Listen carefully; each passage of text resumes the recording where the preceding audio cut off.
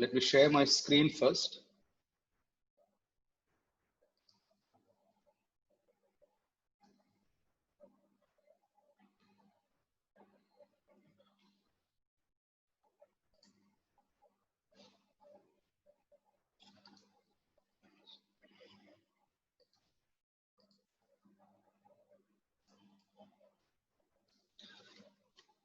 I would like to thank the organizers for inviting me to this session.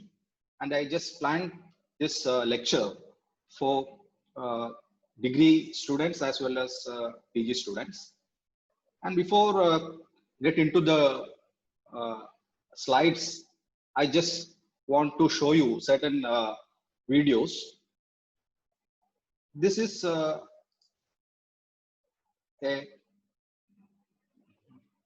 23-second video. So you are all seeing that there is a stream flowing, and if you look at the flow of this water, you can see that there are certain certain directions of this flow. And if you look at this portion, there is some flow in this direction, but if you look into this region, there is some curving happen here, and if you look at this region, there is some swirling in this region. Okay, this is one video. And if you look into the other picture, this is a flow of water from a pipe. See, this is having a velocity, and if you look at the velocity of this flow of water or whatever, so at this point the magnitude or intensity of that velocity vector is high, and if you come to this region, there is less intensity. And if you look at this, again another flow field, it is having some surface like region, you can see. And if you look at this,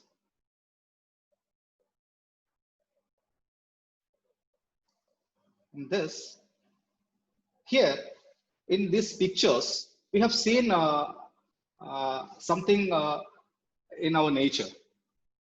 When we visualize these beautiful phenomena happening in our nature, naturally we will think of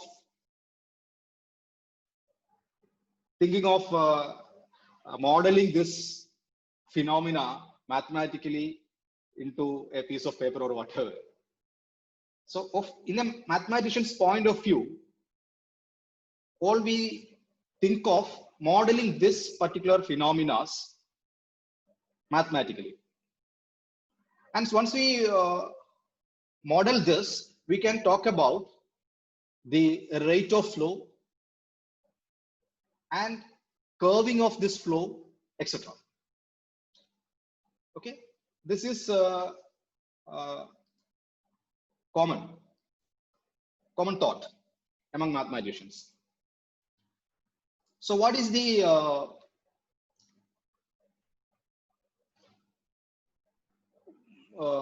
meaning of modeling it? So I need to model a quantity which is having a both magnitude as well as a direction. That is what we need. So we use that quantity, that object or that quantity we express using a vectored line or a vector.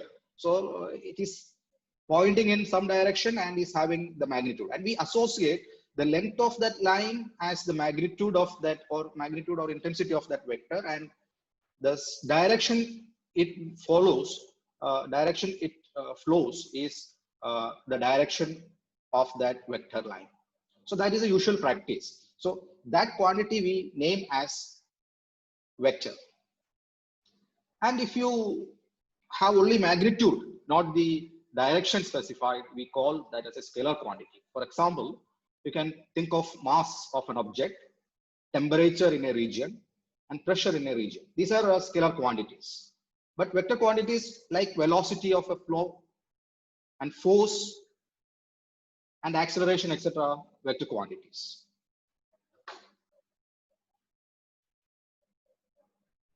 Now, if we have two vectors defined, you can add them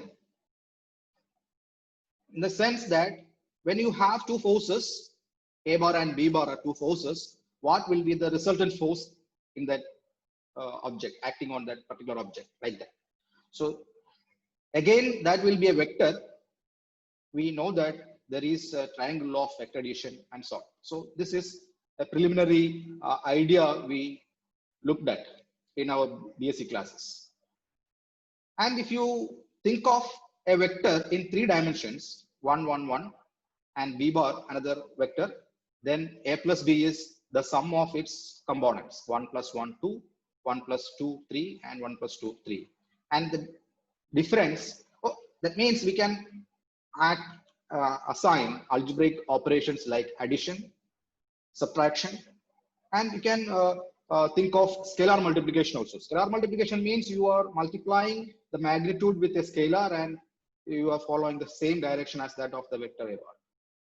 And the length of that vector can be found out from the distance formula, that modulus of or norm of a vector is 1 square plus 1 square plus 1 square is root 3. So this is a vector I have looked at. So that norm of that vector is actually the length of that vector from the origin. Okay, so that is root of 3. And what is the meaning of dot product and vector product? If we have two vectors, A bar and B bar, this is A bar and B bar are two vectors, and these two vectors are inclined at an angle theta. A cross B is defined to be again a vector. A cross B is a vector with the magnitude equal to the area of this parallelogram, and the direction is perpendicular to both the vectors A bar and B bar. That is the meaning of cross product of two vectors A bar and B bar. And when I look into the dot product, it is actually if you have a vector A bar and the other vector B bar is this, if you place a torch here at this position and you are lighting this torch to this as it is perpendicular to the direction A bar, then you will get a shadow of this vector B bar on this vector A bar. So that will be that length of that shadow will be considered as the dot product of two vectors A bar and B bar. So if you have n dimensions like that, you can extend the idea. A1, A2, etc. An and B1, B2, etc. Bn are two elements in Rn. Then addition of those vectors in Rn can also be defined like coordinate wise addition, and scalar multiplication is that scalar multiplied to each components. And you can see that with respect to this vector addition and this scalar multiplication, you can see that this Rn forms a vector space structure. This having a vector space structure. And norm of any vector A in Rn is square root of A1 square plus etc. An square. What do you mean by component of a vector? So whenever we are in 3 dimensions, you can see that this vector R bar points, or it gives a particular point on R3 and is having 3 components. So what is the meaning of components? We can project this vector to the XZ plane if you want. Then XZ plane you can project. So this vector or this dotted line will give you a point here in the XZ plane with y coordinate 0. So That means the influence in that vector in each direction x, y, and z are termed as the components of a vector. So we usually use, if Ex, Ey, Ez are unit vectors in the different directions x, y, and z, you can say that the influence of this much amount is inbuilt in the vector r bar. R1 amount in the direction of x-axis, and R2 amount in the direction of y-axis, and R3 amount in the direction of z-axis is inbuilt in constructing the vector r bar. That is the meaning of components of a vector. So what we mean as a function from R to R? Basically, I'm taking a scalar valued function of a scalar variable. Then what is the meaning of derivative of that function at a particular point C in the in a region, or you're considering this as an open region, open connected set D, subset of R, and C is an interior point of D. And you are taking a neighborhood of C, and the function f from D to R is said to be differentiable at the point C if the limit f of c plus h minus f of c by h exists. If this limit exists, we can say that the function is differentiable at the point C. And the value of the limit we denote by f dash c and is the derivative of f at c. What is the meaning of that? So if you take c as this point, then this point is c f of c if you are considering this as your function, x square as your function. So c f of c. So if you take a small neighborhood of c, c minus r and c plus r, and c minus r, f of c minus r you can talk about, and c plus r, f of c plus r you can think of. So you will get 2 points, one is here and one is here. Then you can think of the line connecting these 2 points, and f of c plus r minus f of c minus r divided by 2r. So that will be the slope of that chord joining this point and this point. And if you shrink this length of this neighborhood, that r is tending to 0, this neighborhood will shrink to the point C. So at that situation, that chord will become a tangent at this point. So derivative of f at the point C, we mean as the function whose tangent, if you look at the tangent of that function at the point C f of c, it will give you the slope of that tangent at the point C f of c. And what will be the idea when I move on to the second dimension? Suppose that D is a subset of R2, and x0, y0 is a point in the interior point of D. That is, you are considering a ball centered at x0, y0, which is sitting in D. This is not R2, this is in D, inside D, for some R positive. So D is assumed to be an open set. So if you choose a point in interior point, means you can take a ball centered at that point and is contained in that ball. And if you consider a function f from D to R means you are looking at a function, scalar valued function of 2 different variables x and y. That is what I mean. So like the earlier definition of derivative, we made f of c plus h minus f of c divided by h. I just think of, now I have 2 variables. So I'm looking at x0 plus h comma y0 plus k. So x0 plus h and y0 plus k is a neighboring point of x0 plus x0 comma y0, and minus f of x0 y0, being this f a real value function. So this point or this value will be a real number on the numerator, and this will be another real number. So you can think of the difference of those 2 real numbers. So there is nothing difficult in the numerator. But when I divide this with hk, you know, hk is an ordered pair in the plane or R2. So you cannot define this quantity. So even though the numerator is a real number, you cannot divide that real number with this ordered pair. So there is no such definition we have looked at.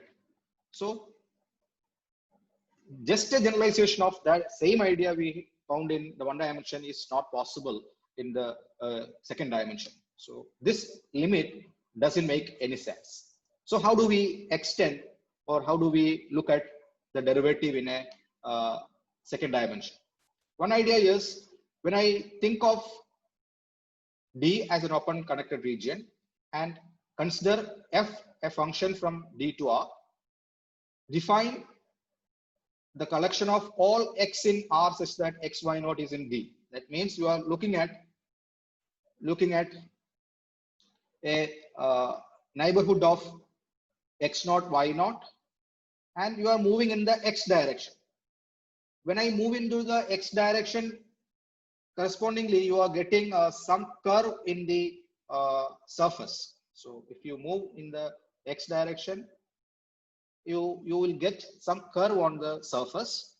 So remember, when I plot a function from R2 to R, there is association between a pair of elements in the plane to another real number. So you have three numbers in a coordinate.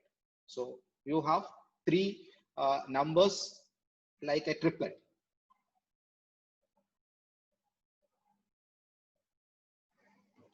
So that numbers can be expressed in a three-dimensional Euclidean space. So when I plot such a function, you can say that it will be giving you a surface. So when I look at D1 and looking at the image, so you will get some curve in the surface. And when I move into the second set, D2, y belongs to R, such that x naught y belongs to D, then what we get is, you are getting some other curve which is in the, when I move in the y direction. So this will be the next curve you are getting on the surface. Okay. So we define the derivative of f by fixing one coordinate. By fixing one coordinate, the second coordinate is allowed to vary. So this is x naught plus h comma y naught minus f of x naught y naught divided by h. This is the definition for partially we are differentiating it. It means we are showing partiality to the one variable. One variable is fixed, the other variable is only allowed to vary. So limit h tends to 0, f of x naught plus h comma y naught minus f of x naught y naught divided by h will be defined as the derivative of f in the direction we move in the x axis.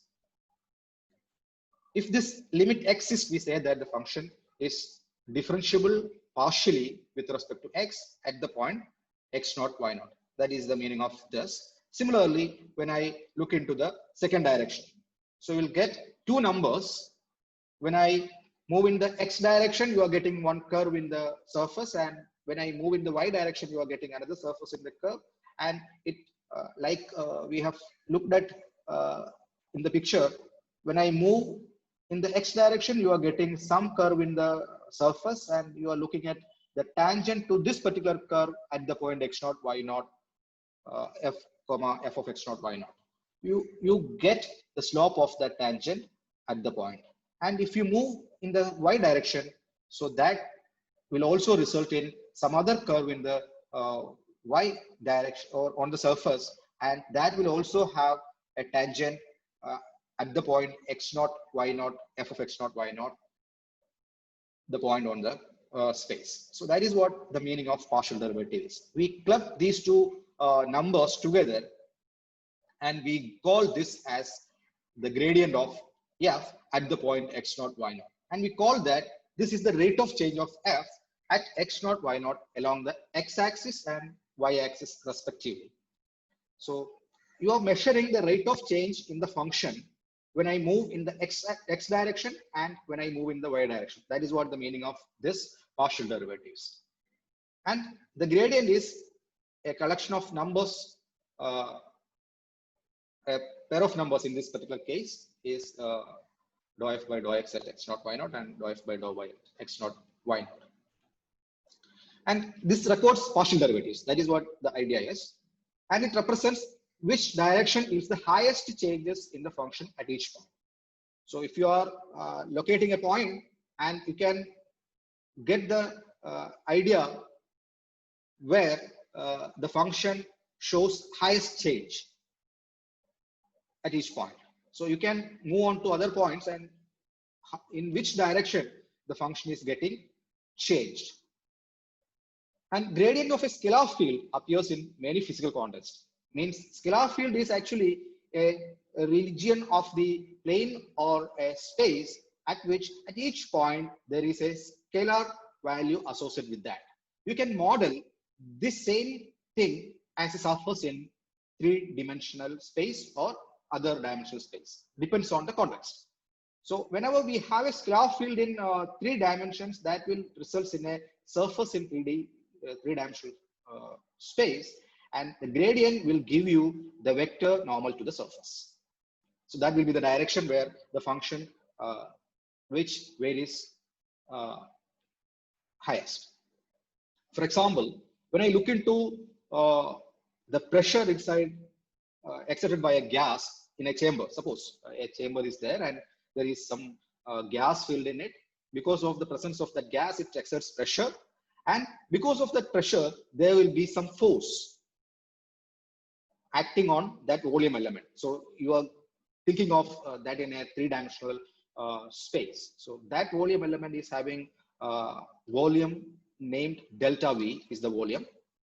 And due to that pressure gradient, there will be force. That force is modeled as gradient of P delta V. P times delta V is the amount of pressure in a particular volume element. So the gradient of this scalar field will give you a vector field. So gradient is a vector. So you are getting a vector field.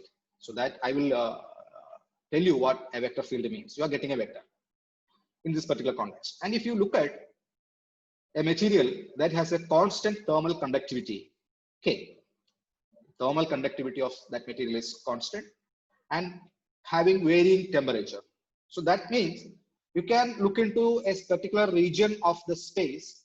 That location can be expressed as a vector R bar, and temperature is depending on the location, suppose. And because of this temperature variation, heat flows from one hot regions to the cold regions. Newton's law of cooling. So heat flux, what do you mean by flux? That flow of heat from hot regions to cold regions describes some flow lines. So that flow lines are termed as flux, and that flux is having a certain direction. So you can see that that flux, the quantity flux is a vector quantity, and flux is a vector quantity, and that can be catched by looking at the temperature gradient. If the temperature is known, and find the gradient of that scalar field, temperature is a scalar quantity, that temperature gradient you can calculate, and that will be giving you a vector field. So this Q is a vector field, namely we call that vector field as heat flux. So what is the meaning of partial derivative is shown in this picture. If you have some x0, y0 here in the plane, so this is x0, y0, and this is the surface we mean. And what is the meaning of moving in the x direction and moving in the y direction? So you can cut this surface as a plane in this particular direction. So one variable is fixed and the other variable is allowed to vary. So So this plane will determine a curve in the on the surface. That is what it means. And the slope in y direction is you are getting another curve in the surface when I place the plane in a direction which is perpendicular to the previous plane. So that is the idea of partial derivative. And the next question is what we come across is actually we have a scheme to measure the rate of change of function when I move in the x direction and when I move into the y direction. So next natural question will be, can we measure the rate of change of function when I move in an arbitrary direction? So that answer is yes. We can measure the rate of change of function in an arbitrary direction. So this is the vector equation of a line. If you have x coordinate, y coordinate, and z coordinate, and this is a unit vector u bar, suppose u is a vector that describes a direction, and I am looking at a line which is parallel to this line, this vector, and which is passing through a specific point in three-dimensional space. So a specific point means that point is also having a direction. That means you can represent the position vector of that point from the origin to that point. So that position vector is r bar we denote. And this describes the unit vector. And by addition of vectors, so r bar plus t u bar will be defining the line passing through this point and parallel to the direction we have selected. So r bar plus t u bar gives you the equation of the line when t belongs to r. So that will be a line. It extends up to infinity on either side when t is taken to be any real number in r. So this is the meaning of line in three-dimensional Euclidean space.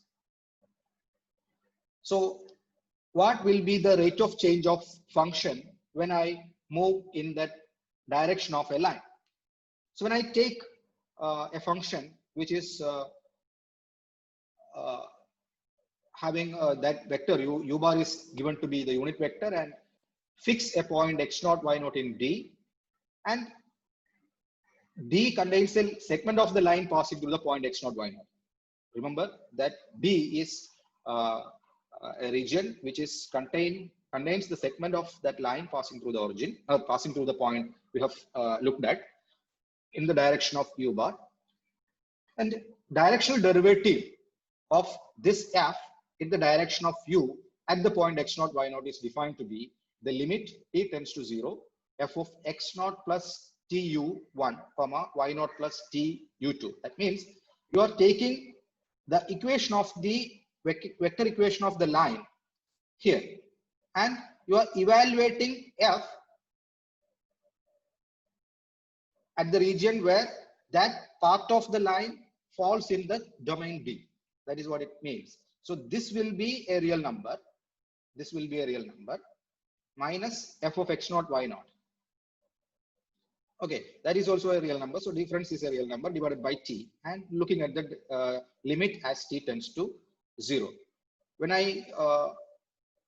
this limit exists, we say that it is the directional derivative of f in the direction of u at the point x0 y0 exists. One example I have given. So let us suppose f of xy is x square plus y square. The unit vector u bar is u1 u2 belongs to R2, and x0 y0 is a point in R2. Any point, any unit vector and any point in R2. And f of x0 plus t u1. F of x0 plus tu1 is x0 plus tu1 square plus y0 plus tu2 square. So that element minus f of x0 y0, that is this quantity is 2t x0 u1 plus t square u1 square, etc. This. So this computation gives you 2 times x0 into u1 plus 2 times y0 into u2 plus t. And when I look into the quantity as t tends to 0, you are getting 2 times x naught into u1 plus 2 times y naught into u2. It is actually the value 2x naught comma 2y naught, the vector 2x naught comma 2y naught dot producted with u1 u2. See, 2x naught 2y naught is actually the gradient of f in the gradient of f. So that means when I look into the partial derivative of f with respect to x, you will get 2x, and the value of 2x at x naught y naught is 2x naught. So that is a partial derivative here. So that will be giving you the gradient. So in this particular case, it is actually the dot product of the gradient with the unit vector u1 u2. So this is the same case happening in all scalar valued functions of several variables. So that is, I'm not going to the details of that, but that is happening. So what you want is, when I find the gradient, you can project it to the direction where you want. That will give you the direction derivative. How do I generalize this notion of derivative in a higher dimensions? If you look into the one dimension, when I take a function, it is actually the derivative. It is differentiable at an initial point if there exists a scalar number or a real number alpha with the property that this limit exists. That limit exists and it equal to 0. So limit h tends to 0, f of c plus h minus f of c minus alpha h by mod h. See, remember, in one dimension, earlier I have defined f of c plus h minus f of c by mod h exist, right? So that is equivalent to this definition. And in 2 dimensions, earlier I have a difficulty in dividing the numerator real number with an ordered pair occurred in the denominator. There were a difficulty in the previous slides. So in this particular context, I will replace the ordered pair with the norm of that ordered pair. So in the 2-dimensional case, whenever function f is said to be differentiable, provided there exist 2 real numbers alpha 1 and alpha 2, such that this numerator divided by the norm of this ordered pair hk, this quotient is 0. And this pair alpha 1 alpha 2 is the total derivative of f at x naught y naught. And whenever the total derivative exists, and you can think of this ordered pair hk tends to 0 0 along the x-axis and y-axis respectively. When we move on to the x-axis, you can see that f of x naught plus h comma y naught minus f of x naught y naught minus alpha 1 h by modulus of h will be 0. Will be 0 means the limit is 0, not the quotient only, but there is limit here. Limit of this quotient is 0 as h tends to 0. And in the same fashion, when I move on to the quantity hk tends to 0 0 along the y-axis, the limit of this quotient is also 0. Limit of this quotient is 0, not the quotient. It is the limit of the quotient as k tends to 0. That is actually the partial derivative. So what I mean is, whenever the total derivative exists at x naught y naught, the gradient exists. And the gradient is equal to the total derivative of f at x naught y naught. That is what I want to convey. And whenever we have a function in a much general sense, that means it is not a real valued function, but a vector valued function. Vector valued function we can represent as having an element f1, f2, fm, m coordinates or m components. This m components are all real valued functions of n variables.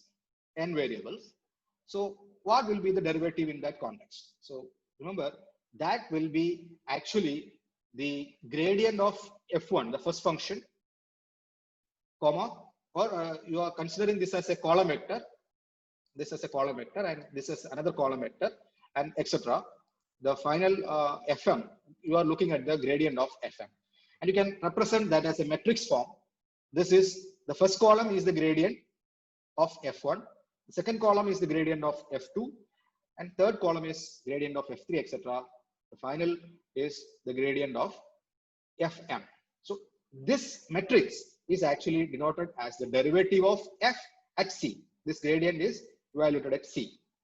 So this is what the idea of derivative of one variable, two variable, three variable, or scalar valued function of n variable and vector valued function of n variables. So this is the idea of derivative. So what do you mean by a vector field? So look at the region of a space, whatever space is considered. So let us think of a region of the space, and at each point of that region, there is a vector associated with that. So from the first video, we have looked at a flow field. So at each point of that flow field, there is a velocity, a particular velocity of that fluid is associated. So we can associate that velocity vector at each point in this region. So that is what I mean as a vector field. It's an assignment of a vector to each point in a subset of the space. Space can be 3-dimensional or higher dimensional also, but I will stick on 3 dimensions to visualize things. Vector field in the plane can be visualized as collection of arrows with a given magnitude and direction, and each attached to a point in the plane. So vector field in a domain is an n-dimensional Euclidean space, can be represented as a vector valued function that associates an n tuple of real numbers to each point in the domain. So vector field in general context is actually the associationship of function from Rn to Rn, like that. So you are associating an element in Rn to another element in Rn. That is what the vector field in higher dimension means. So this is an example of a vector field in a plane. So let us look at a point Z0, and at another region of the plane, there is associated with a vector.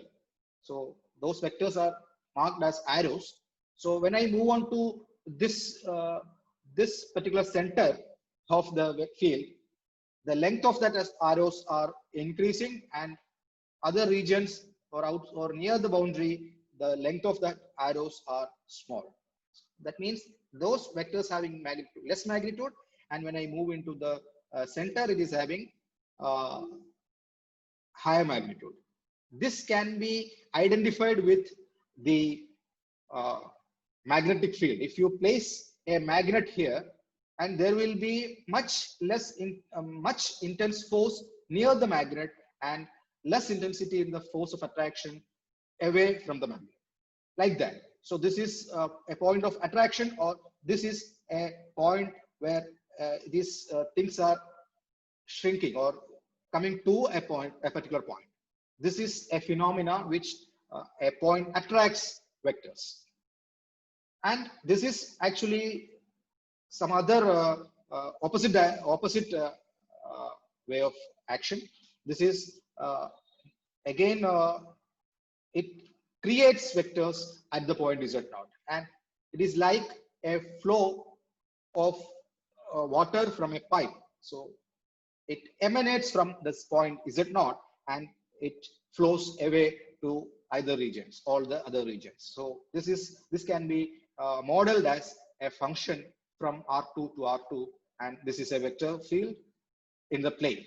And when I move into the 3 dimensions, this is another 3-dimensional counterpart of the previous object we have looked at. So this is a 3D region, and each point in that region is associated with vectors. So this is this can be viewed as a source of water. Water is here, and that water is flowing to either regions, and it expands in either regions, or like that. So here the same thing, the kind of flow into a particular region, like that. So this is what I mean as a 3-dimensional vector field. So this is a function from R3 to R3. It is having 3 components, F1, F2, F3. So what I mean is, mean as a line integral, that means if you consider a rod of length L, a rod of length L with the property that a mass per unit length is rho of x. Suppose that mass is associated with the position, or that rho of x is varying, mass of that rod is varying with respect to the position, it is 1 plus x. What will be the total mass of the rod? What is the idea is, the idea we divide this entire mass, entire rod into n small sections of length dxi, and we multiply the density, not the mass, but the density of the rod is varying, density into dxi. Sorry, it is mass per unit length. Rho of x into dxi is the mass of that small section, and you add up. The total mass is actually rho of xi into dxi. This is the mass of the small portion, and the being this rod is divided into n pieces, so you can see that this gives you the mass of the rod, and you are increasing the number of pieces and looking at the mass. So that is what it means. So you can see that this is continuous summation 0 to L. If you look at the length of the rod is L, 0 to L rho x dx is limit of the quantity. Limit n tends to infinity, rho of x. So this sum is there. Sum I from 1 to n, rho of xi dxi. So limit n tends to infinity, sum is the integral. So this 0 to 10. So if L is fixed to be 10, then you will get 60 units. Like that, you are calculating the total mass of an object. So this is what the idea of line integral in one dimension. If you look at a flow of fluid with a particular velocity through a pipe, and what is the total volume of fluid passing through the pipe per unit time? I'm assuming pipe has cross-sectional area A, and velocity of the fluid is constant, and flow lines are directed parallel to the walls of the pipe. And when I look into the speed of the fluid, so it is the magnitude of the velocity vector, so assumed to be constant. This is speed of the fluid, and it moves along the pipe like a solid block if it is constant. If the velocity is constant, you can see that that fluid is like a block moving inside the pipe, and in a particular time t, the fluid moves with a distance speed into the time taken. So that will be the total distance it traveled. So this will be modulus of u bar into t. So the block of fluid volume, that particular volume fluid is modulus of u into time into the volume. A emerges from the end of the pipe. That will be the amount of fluid comes at the end of the pipe. Okay. Then when I look into the flow rate or flux of that fluid, this is actually modulus of u bar into A when I divide this with the time. That is right. You are looking at a particular time, the distance is traveled this much, and divided with the time. That will give you the rate. So this will be the flux. This flux actually represents the nature of flow of field. So what if the speed of the flow depends on the position within the pipe? Earlier it was a constant, but here in this context we are taking that value, velocity vector depends on the position in the pipe. So that position is represented using two variables, x and y. So this is instead of having a constant value, this is a function of x and y. In that particular context, you take a small surface element delta s on the surface, which is small rectangle with sides of length delta x and delta y, located at the point x comma y. Then the area of that region is delta s is equal to delta x into delta y. This is delta x and this is delta y, and the flow field or flow vectors or velocity vectors coming to the surface in and the direction which is perpendicular to the surface. That is an assumption. And when I look into the flux of fluid across the surface element is dq is that uxy. What is uxy? That is the velocity times the area. This is uxy into delta x delta y. This will be the amount of fluid comes out of that particular surface. And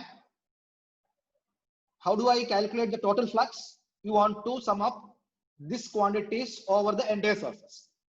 That is what you want to do. So you want to integrate on both the sides, x direction and y direction. That results in a surface integral, and that will be thus double integral over s uxy ds, that is equal to double integral s uxy dx dy.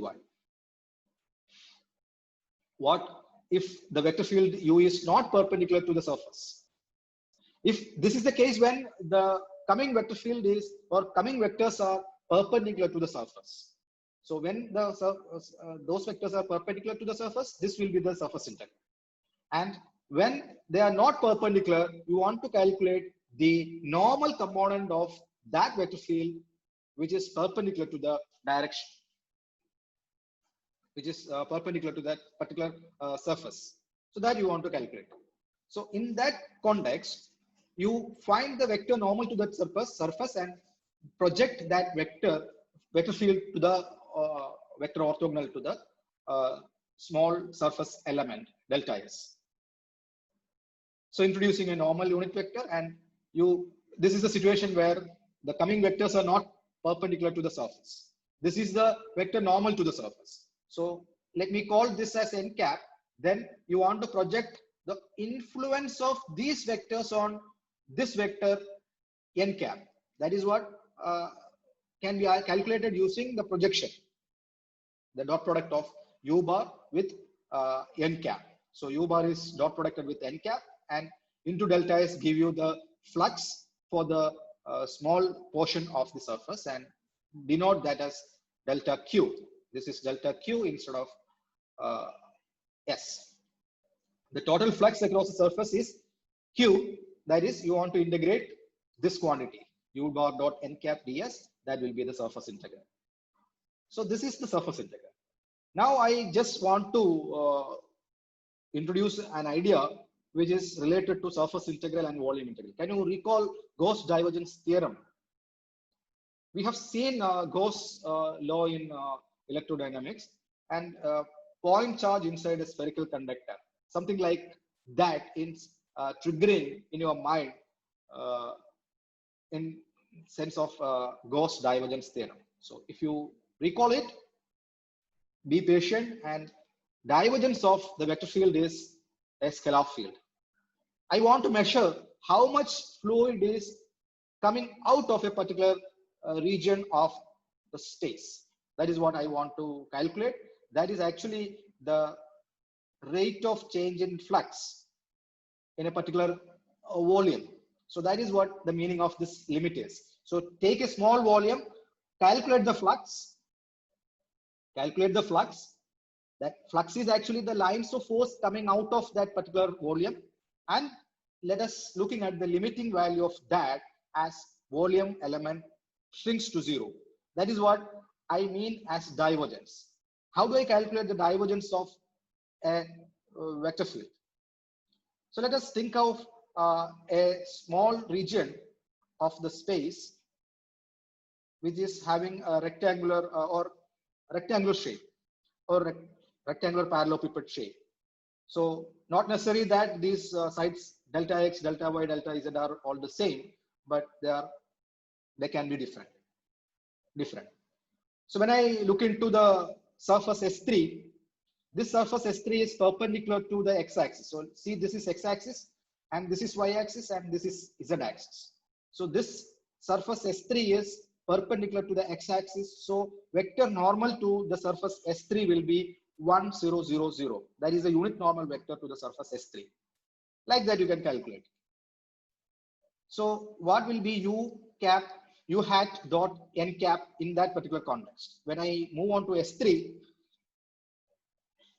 the center of the face S3 is at the point x plus delta x by 2 comma y comma z, and the area of the face is delta y into delta z. So remember, at this face, delta y into delta z is the area of this face S3, and if you choose this point x, y, z, then you can move delta x by 2 units to the right to reach a point on this particular face. Similarly, you can move delta y unit, delta y by 2 unit to this direction and reach at the front face. Similarly, you can move to the back face by subtracting delta y, etc. And so on. You can move this point to either faces. So that is what I mean. So when I look into the flux on the surface S3, that can be approximated as u1 x plus delta x by 2 comma y comma z. Why? Because the outward normal vector to the surface S3 is 1, 0, 0. So if you take u bar dot this n cap, that will be u1. So u1 evaluated at x plus delta x by 2 comma y comma z multiplied with delta y delta z. That will be the flux on the face S3. And similarly, you can find the value at S5. S5 is the face opposite to S3. So the flux across the surface S3 is, S5 is negative of this, because you are moving in the negative, the vector normal to that surface S5 is negative 1, 0, 0, 0, 0, 0. So u bar dot n bar will be minus u1 instead of this. So you can calculate this. And the value is u1 x plus delta x by 2 comma y comma z minus u1 x minus delta x by 2 y comma z delta y into delta z. What is this? This is change in the function u1 with a change in the x direction only. This can be associated with the partial derivative. So this can be approximated as dou u1 by dou x into delta x. Delta y delta z is there. So when I calculate the flux across these surfaces S3 and S5, you will get that value can be approximated as dou u1 by dou x into delta v. That is equation number 1. Similarly, you can calculate S1 plus S3 as dou u2 by dou y into delta v. That is the second. And for the third contribution is dou u3 by dou z into delta v.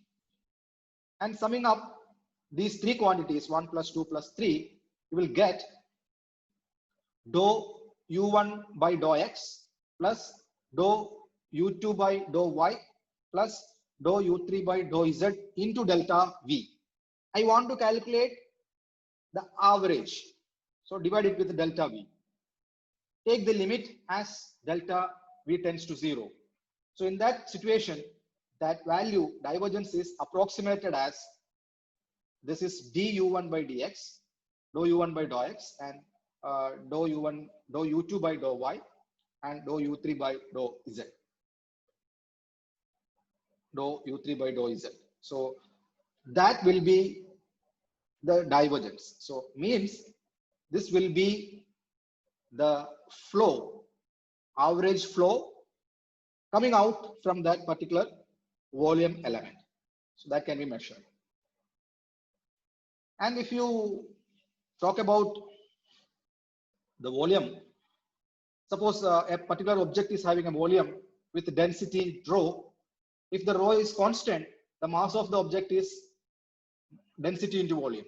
Mass is rho times v. And if the object is having density which is a function of position, we can represent it as a function. And what will be the total mass of that object? In the same fashion, we modeled a one-dimensional line integral and surface integral. This can also be modeled as a volume integral in 3 dimensions, and it is actually the volume of the small piece sitting inside this particular volume, entire volume. So take a small volume, compute the mass, and sum up all those contributions from volume elements of this kind. And if you increase the number of pieces n, and you can say that that will be the volume integral. So this is limit n tends to infinity summation I from 1 to n rho of Ri bar delta Vi. So this is what we mean as volume integral. And remember, Gauss law in electrodynamics says that the flux of the electric field out of an arbitrary closed surface is proportional to the electric charge enclosed by the surface, irrespective of how that charge is distributed. So think of a spherical conductor and a charge is sitting inside that. Because of that charge, there is an electric flow lines, or that emanates or that induces some charge inside the conductor, and that total flux along the surface will be proportional to the total charge inside the conductor. So we know that the total charge can be calculated using volume integral. That volume integral. So find the smallest volume and look at the charge and sum up all the charge. So that in that way you calculate the volume integral. That will be proportional to the flux. How do I calculate the flux? Look at the spherical conductor and look at the surface of the conductor, and that flux can be calculated as a surface integral, and that will be modeled mathematically as this. If E is a vector field or electric field, and this gives you the total charge inside the conductor, and this will be the total flux across the surface S.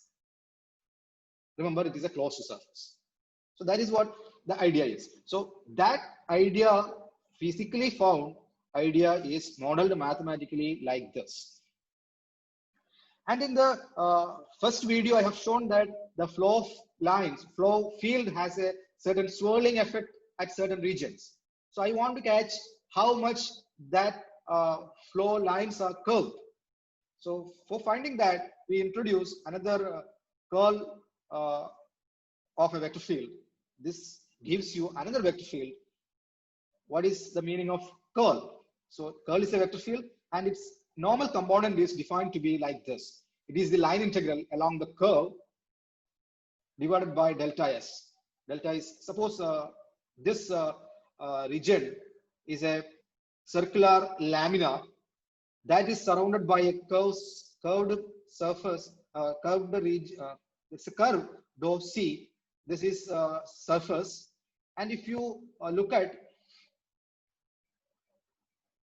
the line integral along the curve, that circulation, and divide it with delta S, and looking at the limiting value of that will be the normal component of the curl U bar. So how do I calculate the curl? Or we need some formula to find the curl of a vector field. So this is one example. So this is water flowing.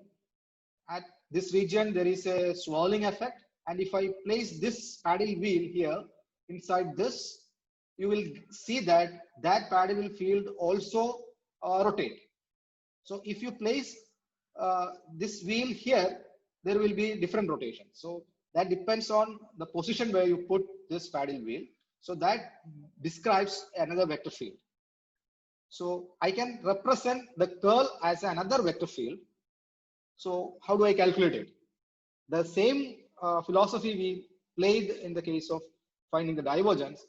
Let us look at a region in the XY plane, and C1, C2, C3, C4 are the curves, and you are calculating, you are assuming that the normal component n cap as your k vector, or vector in the unit normal vector in the z direction. That is what you are looking at.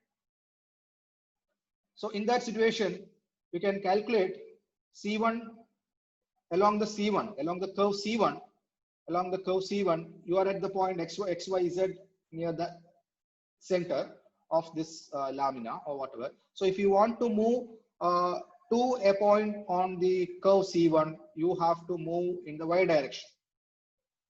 So you are moving in the y direction. You are subtracting delta y by 2 into z. So u1 x comma y minus delta y by 2 comma z into delta x will give you the line integral along the curve C1. And along the curve C3, you are getting minus u1 x y plus delta y by 2 z delta x. And you can see that C1 plus C3 is minus dou u1 by dou y delta y into delta x.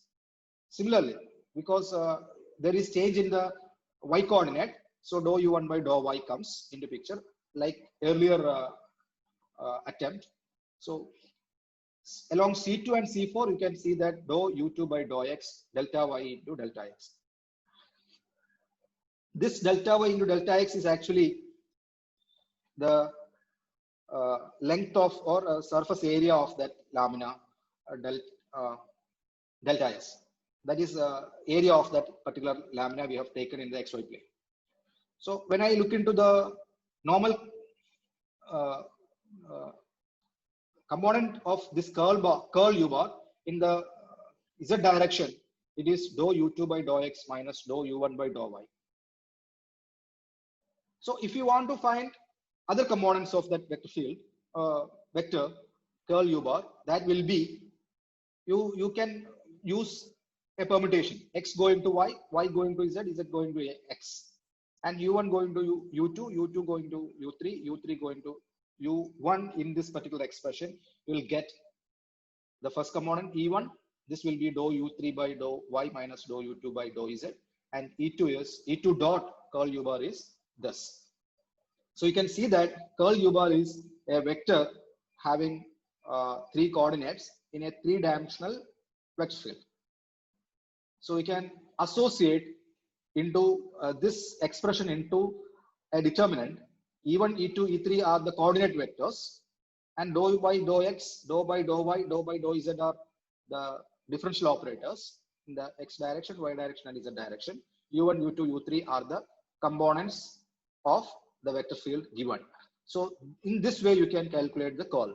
So curl is actually giving you a measure of how much the vector field is rotating, or it gives a measure to rotate. So these are the 3 points you want to know. Gradient gives a vector normal to the surface, and divergence of a vector field is a measure of growth or decay of the field, and curl is a measure of rotation of the vector field.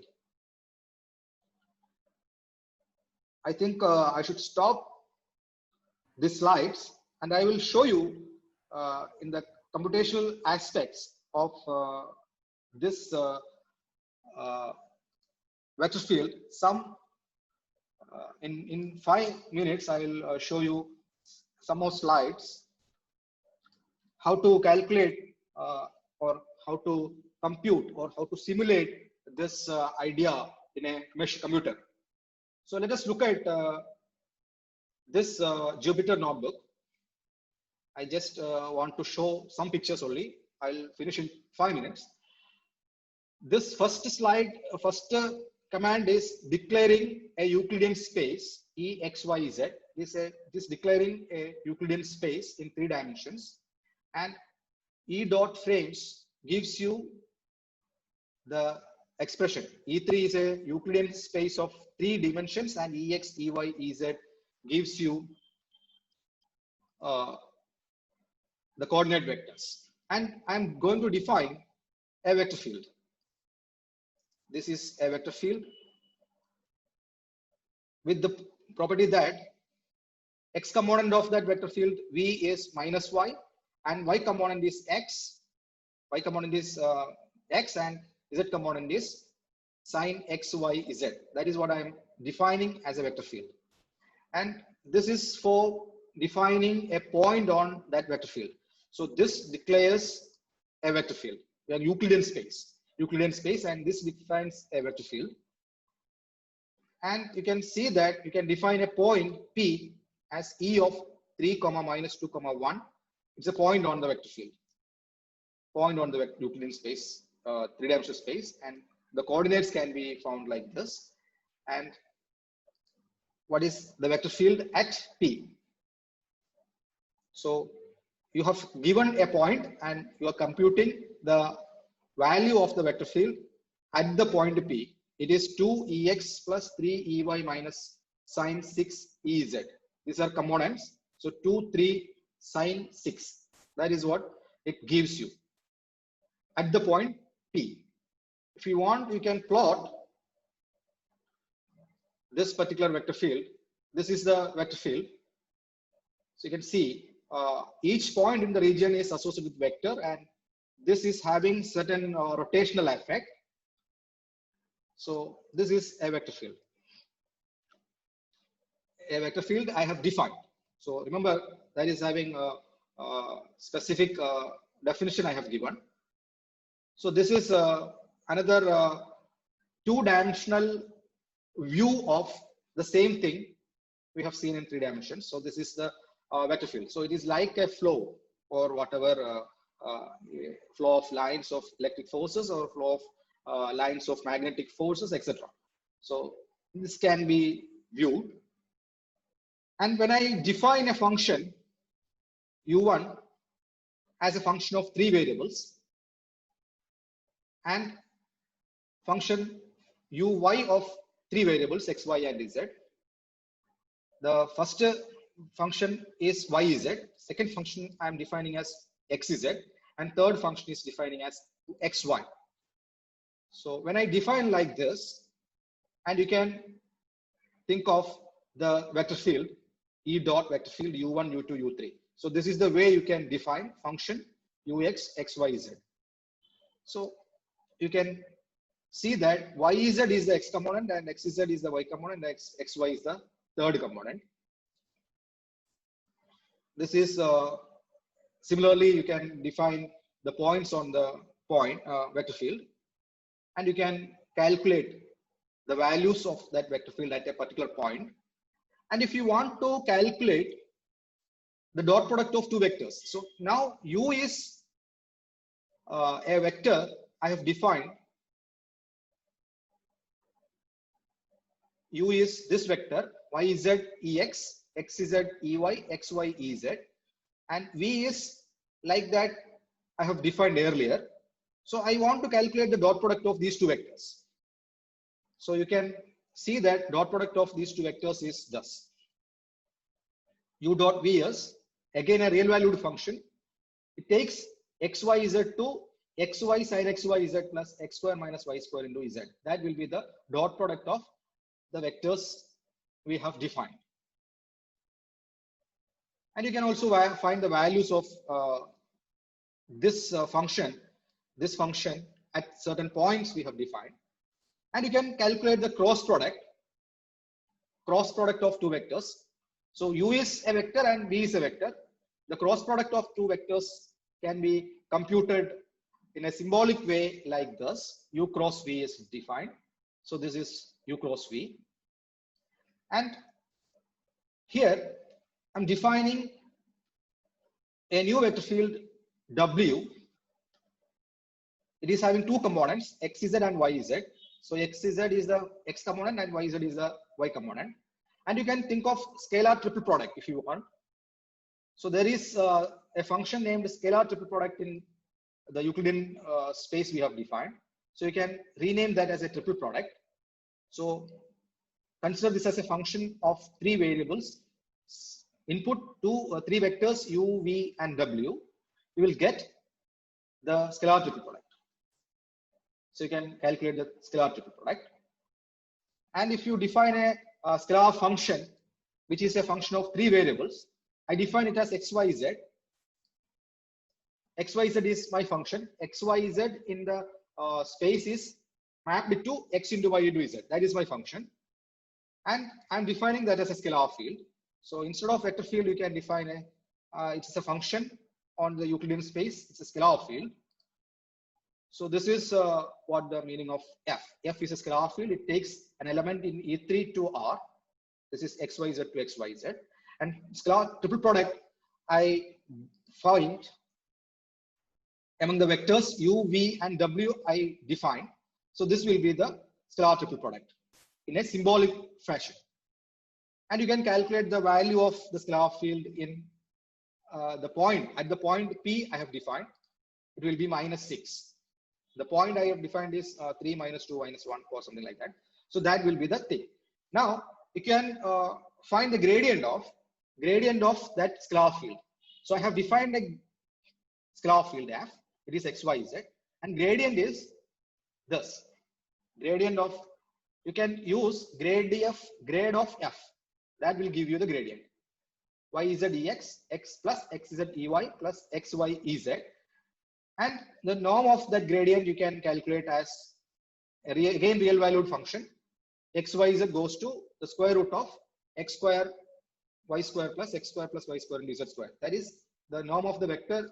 This vector is found out. And if you want to find the divergence of the vector field u, use the function div. Div function gives you the divergence. And what is the divergence of the vector field u you have defined? That will be the zero vector field. So that will be the divergence. And if you look at the divergence of v, that will be xy into cos xyz. And you can also find the curl. Curl of that vector field v we have defined is curl of v is xz into cos xyz into ex minus yz into this. So this is, you can use this symbolic differentiation available in Jupyter Notebook to find the divergence, curl, gradient, etc. for any function you have supplied.